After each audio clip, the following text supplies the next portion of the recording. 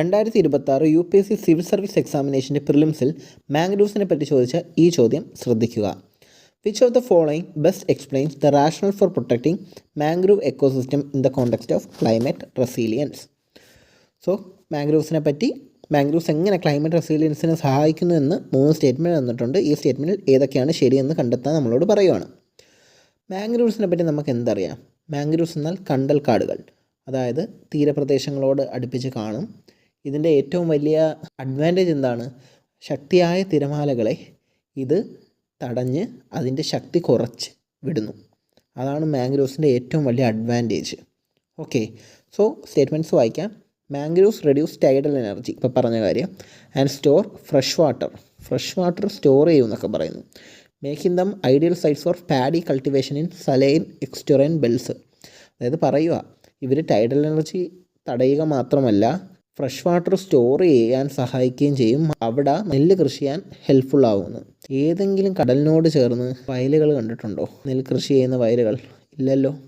അപ്പോൾ ഇത് തീരെ പോസിബിൾ അല്ല. ഇവർക്ക് ചെറിയ രീതിയിലൊക്കെ വെള്ളം പ്യൂരിഫൈ ചെയ്യാനുള്ള കഴിവുണ്ടെങ്കിലും ഒരിക്കലും വലിയ രീതിയിൽ ഒരു കടൽ വെള്ളത്തെ പൂർണ്ണമായി ശുദ്ധജലമാക്കാനുള്ള കഴിവൊന്നും ഇല്ല. So first statement can be taken as wrong. Second statement വായിക്കുക. Their salt sensitive rules filter seawater, making mangroves key to converting coastal land into freshwater aquaculture zones. വീണ്ടും അതേ സ്റ്റേറ്റ്മെൻറ്റ് തന്നെ പറയുക, അതായത് വെള്ളം ഫിൽട്ടർ ചെയ്യുക കോസ്റ്റൽ ഏരിയ മൊത്തത്തിൽ fresh water aquaculture സോണാക്കി മാറ്റുമെന്ന്. അതായത് ആദ്യ സ്റ്റേറ്റ്മെൻറ്റിൽ പറയുന്ന അതേ കാര്യം തന്നെയാണ് ഇവിടെ പറയുന്നത്. മാത്രമല്ല ഇപ്പം ഇങ്ങനൊരു കഴിവുണ്ടായിരുന്നെങ്കിൽ ഈ അറബ് കൺട്രീസൊക്കെ ഈ വെള്ളത്തിനായിട്ട് ഇത്ര ബുദ്ധിമുട്ടണോ?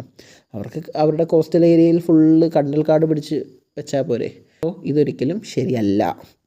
സ്റ്റേറ്റ്മെൻറ്റ് 2 തെറ്റായിട്ട് എടുക്കാം. സ്റ്റേറ്റ്മെൻറ്റ് 3 നോക്കാം.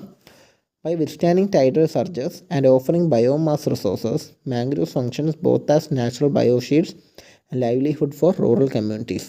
ടൈഡൽ സർജസ് നിർത്തുമെന്ന് പറയുന്നു, നമ്മൾ നേരത്തെ പറഞ്ഞ കാര്യം. ബയോമാസ് റിസോഴ്സസ് ഒന്നുമില്ല, നിങ്ങൾ ഓർഗാനിക് മാറ്റർ എന്ന് ചിന്തിച്ചാൽ മതി. അപ്പോൾ അതിൻ്റെ ആ തടിയൊക്കെയാണ് ഇവരിവിടെ സൂചിപ്പിക്കുന്നത്. മാത്രമല്ല മാംഗ്രൂവ്സ് ഒരു നാച്ചുറൽ ബയോ ഷീൽഡായിട്ട് ആക്ട് ചെയ്യുന്നു. അതെ, വലിയ ശക്തിയായ തിരമാലകൾക്കെതിരെ ഒരു ബയോ ഷീൽഡ് തന്നെയാണ്. Livelihood bases four rural communities. വളരെ തിരമാലകളൊക്കെ ശക്തി കുറച്ചല്ലേ ഇവർ കടത്തിവിടുന്നത്. അപ്പം ആ പ്രദേശങ്ങളിൽ മീൻ പിടിക്കാനൊക്കെ അവിടുത്തെ റൂറൽ കമ്മ്യൂണിറ്റീസിന് വളരെ ഹെൽപ്ഫുള്ളാണ്. അതുപോലെ തന്നെ ഇതിൻ്റെ മറ്റ് അഡ്വാൻറ്റേജസ് ഉണ്ട്. ഇതിൻ്റെ വുഡും കാര്യങ്ങളൊക്കെ ഉപയോഗിച്ച് മറ്റ് റൂറൽ ലൈവ്ലിഹുഡ്സും നടന്നു പോകും. ആ സ്റ്റേറ്റ്മെൻറ്റ് ശരിയാകുമ്പം answer comes 3 only. Okay, so ഇങ്ങനെ നമുക്ക് ലോജിക്കലി ആൻസറിലോട്ട് എത്താം. ജസ്റ്റ് എന്തറിയാം?